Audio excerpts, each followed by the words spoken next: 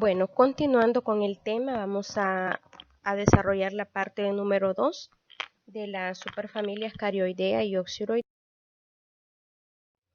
y hablaremos acerca de esta parasitosis llamada Lagochilascaris. Fue en el año de 1909 cuando fue informado por primera vez la presencia de Lagochilascaris minor, agente etiológico de la lagochilascarosis, y fue encontrado en abscesos subcutáneos en 2 pacientes de Trinidad y Tobago. Las localizaciones más frecuentes de estos abscesos causados por este parásito son el cuello, mastoides y oído. Bueno, vamos a describir 2 casos clínicos de pacientes que presentaron esta parasitosis. El primer paciente presentó amigdalitis a repetición y eliminaba parásitos adultos a partir de abscesos tisulares. Cuando fueron extraídas las amígdalas quirúrgicamente, se encontraron parásitos adultos y fragmentos de huevos y larvas.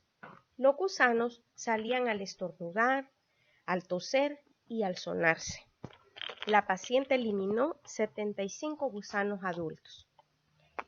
El segundo caso correspondió a una niña de 7 años desnutrida y que concomitantemente, o sea que al mismo tiempo, presentaba leishmaniasis tegumentaria y amebosis intestinal. Esta paciente presentaba un absceso en el cuello que al ser drenado por punción eliminó 40 gusanos. ¿Cómo se hace el diagnóstico de esta parasitosis? Aquí solamente se basa en la extracción quirúrgica y en la administración de medicamentos como es el tiabendazol, el mebendazol y el levamisol. Bueno, aquí en la imagen observamos un huevo de Lagochilascaris minor y aquí podemos observar a los adultos de Lagochilascaris minor y aquí es la localización de ese absceso. Aquí podemos ver el mastoides. Todo esto que está aquí pues es el mastoides y es una de las localizaciones más frecuentes donde forman los abscesos. Aquí podemos ver un absceso en el cuello. Aquí otros abscesos aquí en el mastoides. Y aquí podemos observar cómo va saliendo un adulto del Lagochilascaris a través del ojo. Vean aquí. Igual este pues es un animal también que presentaba abscesos del Lagochilascaris minor. Bueno, pasemos a la siguiente parasitosis llamada anisaquiosis. La anisaquiosis es una enfermedad humana causada por la ingestión de larvas de nemátodos de la familia Anisakidae, que se transmite cuando las personas comen pescado de mar crudo o en diferentes alimentos de origen marino como el ceviche. Existen 2 formas de la enfermedad. Hay una forma no invasiva en la cual los parásitos se sienten en la garganta o en el esófago y son eliminados con esfuerzos de tos. Y la forma invasiva sucede cuando las larvas penetran la pared del estómago o el intestino y ocasionalmente pueden penetrar lo que son ganglios linfáticos y otras vísceras. En este caso la sintomatología es muy inespecífica y se presenta dolor abdominal, vómito, diarrea. El diagnóstico correcto solo se hace al encontrar las larvas mediante una endoscopía o durante una cirugía. Las larvas pertenecen a los géneros Anisakis, Pseudoterranova y Contracaecum, con una morfología similar y un tamaño entre 1 y 5 centímetros de longitud. La curación solo se obtiene al extraer los parásitos por endoscopía o por cirugía y más que todo solo se han descrito casos en los países del lejano oriente, en Europa, en Estados Unidos y en Chile. Bueno, aquí observamos a los adultos de Anisakis. Recordemos que estas Estas larvas pueden pertenecer a 3 géneros: Anisakis, Contracaecum y Pseudoterranova. Y aquí observamos un pescado lleno de larvas del género Anisakis, Pseudoterranova o Contracaecum. Que por eso decimos que la forma más común de transmisión es cuando se come el pescado crudo. Y aquí pues hay una extracción de la larva a través de una endoscopía. Bueno, pasemos ahora a lo que es la parte de la oxiurosis. La oxiurosis es llamada también enterobiosis, es una helmintosis más frecuente en los niños que en los adultos y es de muy amplia distribución en el mundo y con gran tendencia a diseminarse directamente de persona a persona sin pasar por la tierra. ¿Qué significa esto? Que en este caso esos huevos no necesitan embrionar en la tierra como las otras parasitosis, sino que únicamente ellos ya salen infectantes. Agente etiológico: Oxiurus vermicularis o Enterobius vermicularis. Es un gusano pequeño y delgado de color blanco.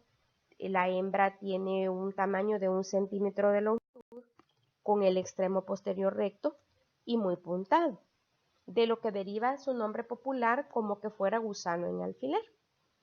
Esta última característica morfológica es muy típica y suficiente para poder reconocer al parásito a simple vista, lo cual debe ser tenido en cuenta, pues es muy frecuente que los pacientes lo lleven para el diagnóstico, ya sea cuando lo obtienen de la ropa o de la piel perineal de las personas que están infectadas.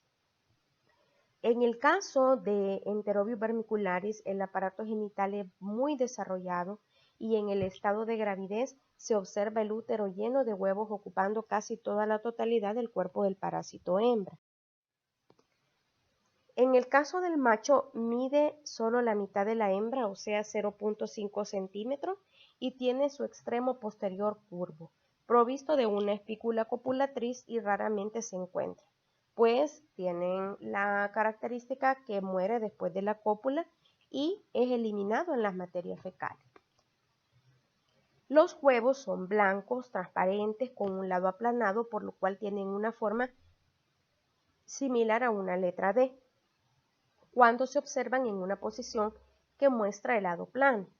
Poseen doble membrana y desde el momento que salen están muy evolucionados, por lo cual es muy frecuente observarlos con larva en su interior.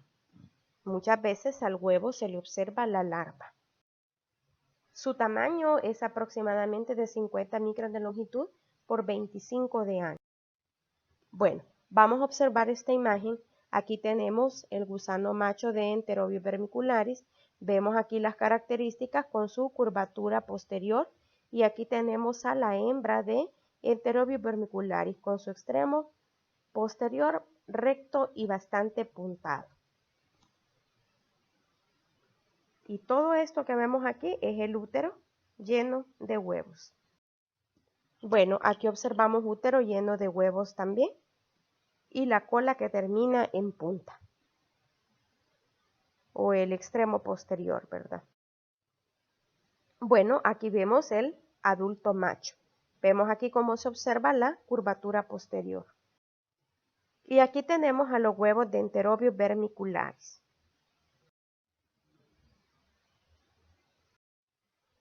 Y aquí están los gusanitos de Enterobius vermicularis, ¿verdad? O los adultos de Enterobius vermicularis.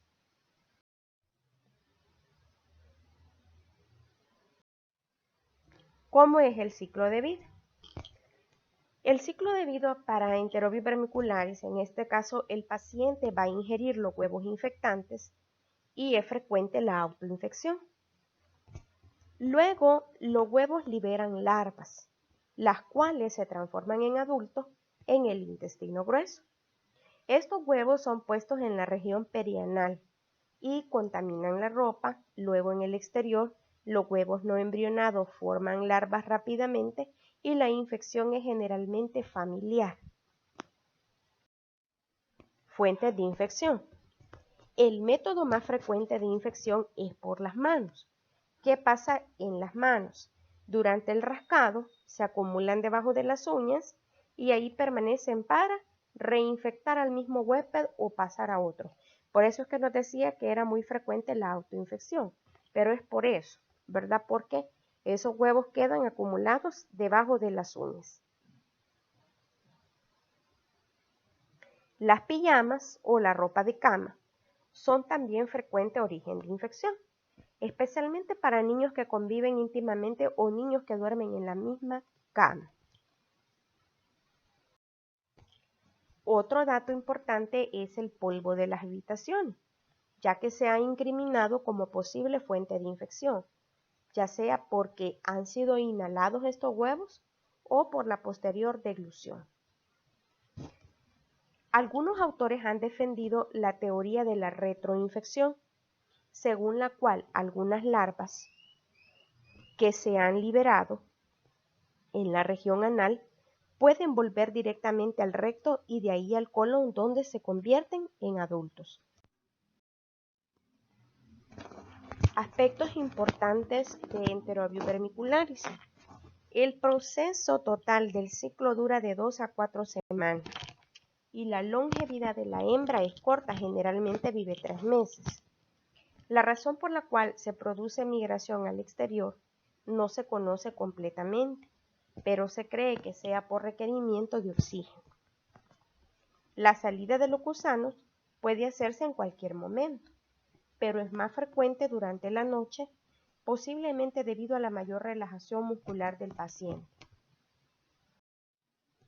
Manifestaciones clínicas. Vamos a dividir a los síntomas causados por los oxiuros en varios grupos. Tenemos primero por acción mecánica. En este caso, las primeras molestias causadas por estos helmintos se originan en la salida y entrada por el ano. Esto causa prurito, ligero dolor, sensación de cuerpo extraño. Si el número de parásitos es grande, la rasquiña puede interferir con el sueño o con las actividades normales del día y se encuentra que hay una irritación de la región anal.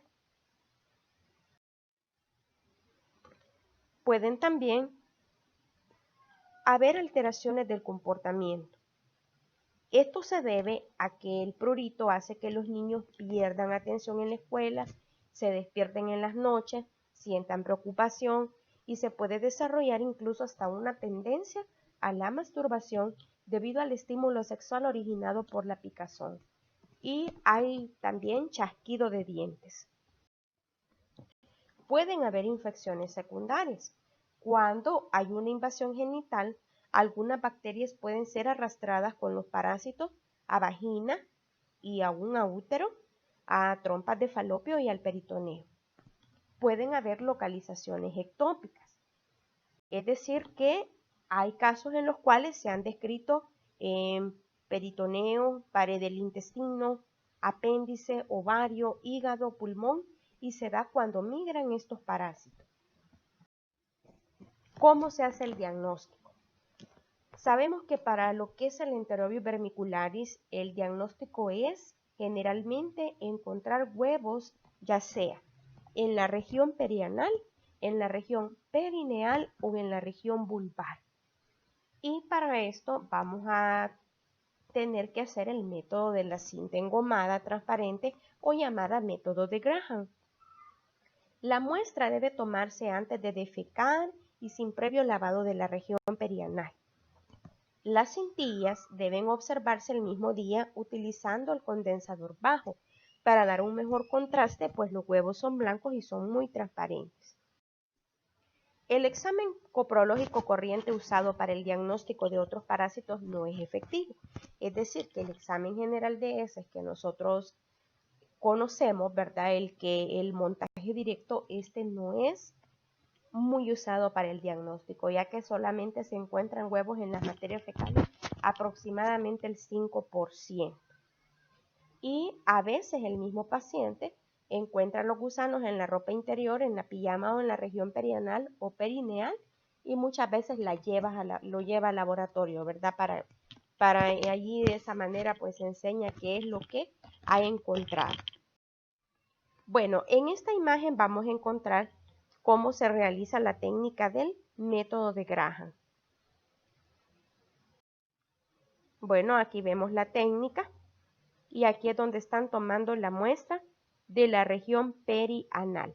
Pero recuerden que puede ser región también perineal o región vulvar también.